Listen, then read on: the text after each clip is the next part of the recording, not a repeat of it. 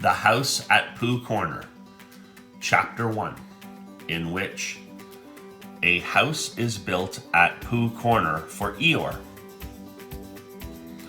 One day, when Pooh Bear had nothing else to do, he thought he would do something, so he went round to Piglet's house to see what Piglet was doing. It was still snowing as he stumped over the white forest track, and he expected to find Piglet warming his toes in front of his fire. But to his surprise, he saw that the door was open, and the more he looked inside, the more Piglet wasn't there. "He's out," said Pooh sadly. "That's what it is. He's not in. I shall have to go a fast-thinking walk by myself. Bother." But first he thought that he would knock very loudly just to make quite sure.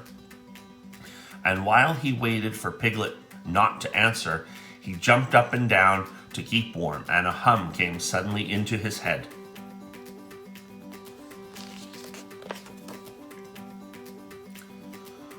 Which seemed to him a good hum, such as is hummed hopefully to others. "The more it snows, Tiddly Palm, the more it goes, Tiddly Palm. The more it goes, Tiddly Palm, on snowing and nobody knows, Tiddly Palm. How cold my toes, Tiddly Palm. How cold my toes, Tiddly Palm, are growing." "So what I'll do," said Pooh, "is I'll do this. I'll just go home first and see what the time is, and perhaps I'll put a muffler around my neck, and then I'll go and see Eeyore and sing it to him."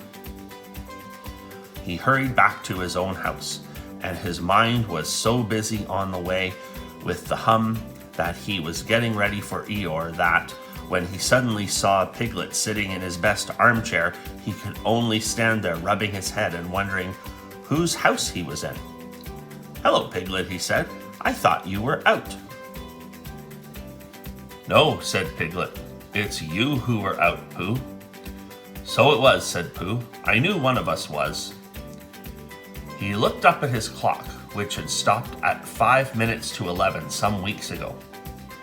"Nearly 11 o'clock, said Pooh happily. "You're just in time for a little smackerel of something." And he put his head into the cupboard. "And then we'll go out, Piglet, and sing my song to Eeyore." "Which song, Pooh?" "The one we're going to sing to Eeyore," explained Pooh. The clock was still saying 5 minutes to 11 when Pooh and Piglet set out on their way half an hour later. The wind had dropped, and the snow, tired of rushing round in circles trying to catch itself up, now fluttered gently down until it found a place on which to rest. And sometimes the place was Pooh's nose, and sometimes it wasn't. And in a little while, Piglet was wearing a white muffler around his neck and feeling more snowy behind the ears than he had ever felt before. "Pooh," he said at last, and a little timidly, because he didn't want Pooh to think he was giving in.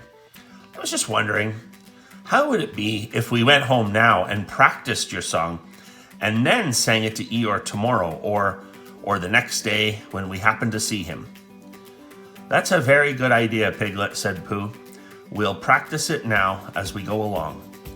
But it's no good going home to practice it because it's a special outdoor song, which has to be sung in the snow." "Are you sure?" asked Piglet anxiously. "Well, you'll see, Piglet, and when you listen, because this is how it begins. The more it snows, Tiddly Palm." "Tiddly what?" said Piglet. "Palm," said Pooh. "I put that in to make it more hummy. The more it goes, Tiddly Palm, the more—" "Didn't you say snows?" "Yes, but that was before."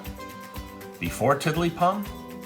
"That was a different Tiddly Palm," said Pooh, feeling rather muddled now. "I'll sing it to you properly, and then you'll see." So he sang it again. "The more it snows, Tiddly Palm, the more it goes, Tiddly Palm. The more it goes, Tiddly Palm, on snowing. And nobody knows, Tiddly Palm,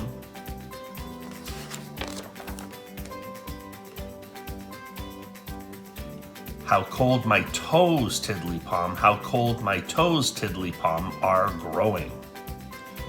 He sang it like that, which is much the best way of singing it. And then, when he had finished, he waited for Piglet to say that, of all the outdoor hums for snowy weather he had ever heard, this was the best. And after thinking the matter out carefully, Piglet said, "Pooh," he said solemnly, "it isn't the toes so much as the ears."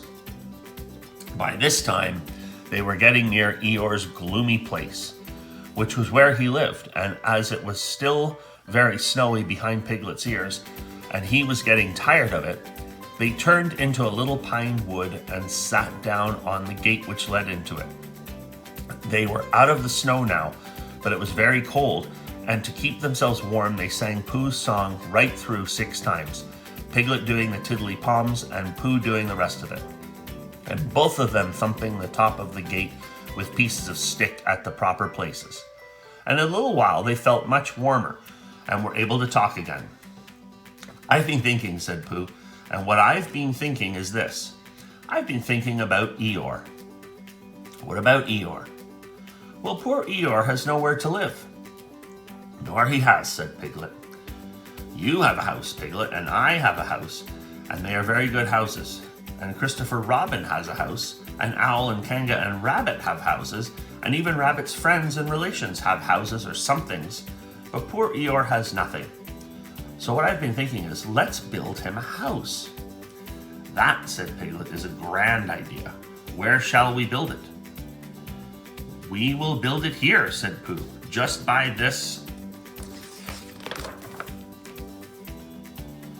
wood, out of the wind, because this is where I thought of it. And we will call this Pooh Corner. And we will build an Eeyore house with sticks at Pooh Corner for Eeyore." "There was a heap of sticks on the other side of the wood," said Piglet. "I saw them, lots and lots, all piled up." "Thank you, Piglet," said Pooh. "What you have just said will be a great help to us, and because of it, I could call this place Pooh and Piglet Corner if Pooh Corner didn't sound better, which it does, being smaller and more like a corner. Come along." So they got down off the gate and went around to the other side of the wood to fetch the sticks. Christopher Robin had spent the morning indoors, going to Africa and back, and he had just got off the boat and was wondering what it was like outside, when who should come knocking at the door but Eeyore. "Hello, Eeyore," said Christopher Robin as he opened the door and came out. "How are you?" "It's snowing still," said Eeyore gloomily. "So it is. And freezing." "Is it?" "Yes," said Eeyore. "However," he said, brightening up a little, "we haven't had an earthquake lately."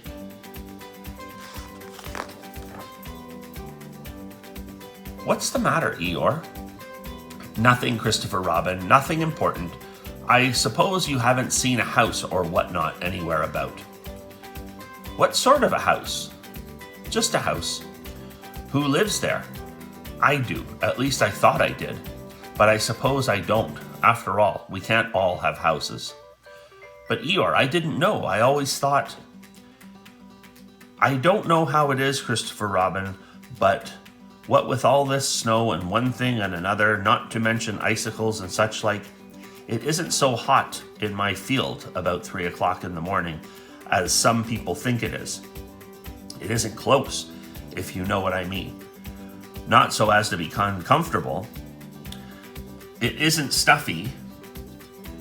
In fact, Christopher Robin," he went on in a loud whisper, "quite between ourselves and don't tell anybody, it's cold." "Oh, Eeyore." And I said to myself, the others will be sorry if I'm getting myself all cold. They haven't got brains, any of them, only gray fluff that's blown into their heads by mistake.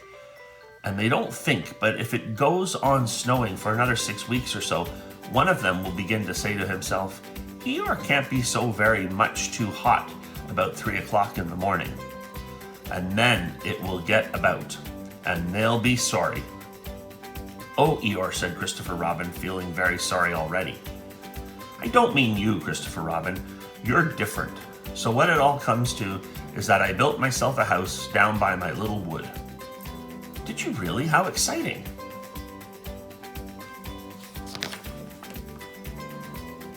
"The really exciting part," said Eeyore in his most melancholy voice, "is that when I left it this morning, it was there. And when I came back, it wasn't. Not at all very natural, and it was only Eeyores' house. But still, I just wondered." Christopher Robin didn't stop to wonder. He was already in his house. He was already back in his house, putting on his waterproof hat, his waterproof boots, and his waterproof Macintosh as fast as he could. "We'll go and look for it at once," he called out to Eeyore.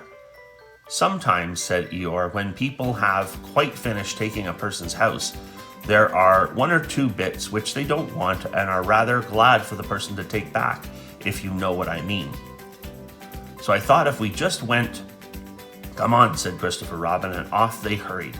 And in a very little time, they got to the corner of the field by the side of the pine wood where Eeyore's house wasn't any longer. "There," said Eeyore, "not a stick of it left. Of course, I've still got all this snow to do what I like with. One mustn't complain." But Christopher Robin wasn't listening to Eeyore. He was listening to something else. "Can't you hear it?" he asked. "What is it? Somebody laughing? Listen." They both listened, and they heard a deep, gruff voice saying in a singing voice that the more it snowed, the more it went on snowing, and a small, high voice Tiddly Pumming in between. "It's Pooh," said Christopher Robin excitedly. "Possibly," said Eeyore. "And Piglet," said Christopher Robin excitedly. "Probably," said Eeyore. "What we want is a trained bloodhound." The words of the song changed suddenly. "We finished our house," sang the gruff voice. "Tiddly Palm," sang the squeaky one. "It's a beautiful house, Tiddly Palm. I wish it were mine, Tiddly Palm."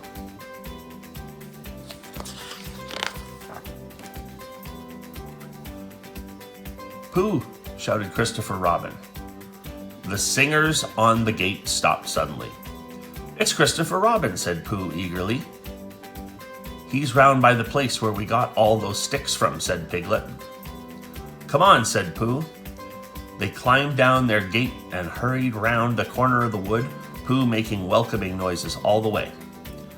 "Why, here is Eeyore," said Pooh when he had finished hugging Christopher Robin, and he nudged Piglet, and Piglet nudged him, and they thought to themselves what a lovely surprise they had got ready. "Hello, Eeyore." "Same to you, Pooh Bear, and twice on Thursdays," said Eeyore gloomily. Before Pooh could say why Thursdays, Christopher Robin began to explain the sad story of Eeyore's lost house, and Pooh and Piglet listened, and their eyes seemed to get bigger and bigger. "Where did you say it was?" asked Pooh. "Just here," said Eeyore. "Made of sticks?" "Yes." "Oh," said Piglet. "What?" said Eeyore.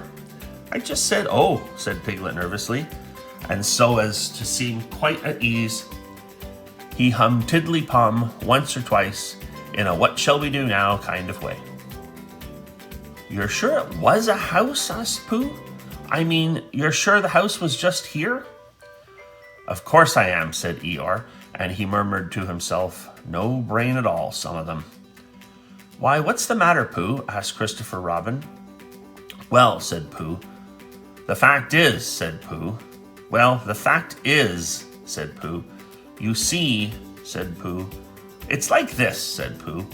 And something seemed to tell him that he wasn't explaining very well, and he nudged Piglet again. "It's like this," said Piglet quickly. "Only warmer," he added after deep thought. "What's warmer?" "The other side of the wood, where Eeyore's house is."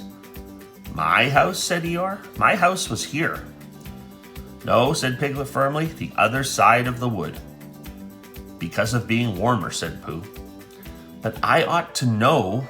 "Come and look," said Piglet simply, and he led the way. "There wouldn't be two houses," said Pooh, "not so close together."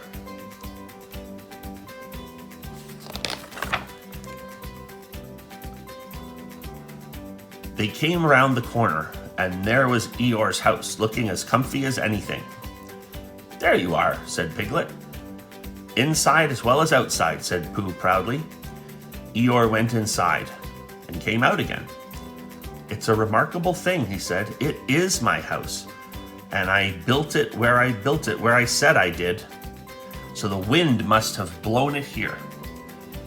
And the wind blew it right over the wood and blew it down here, and here it is as good as ever. In fact, better in places.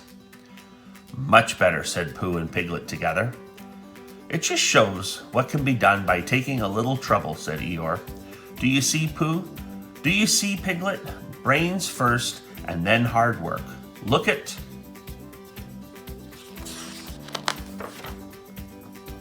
"Look at it." "That's the way to build a house," said Eeyore proudly. So they left him in it, and Christopher Robin went back to lunch with his friends, Pooh and Piglet. And on the way, they told him of the awful mistake they had made. And when he had finished laughing, they all sang the outdoor song for snowy weather the rest of the way home. Piglet, who was still not quite sure of his voice, putting in the Tiddly Pums again. "And I know it seems easy," said Piglet to himself, "but it isn't everyone who could do it." The end.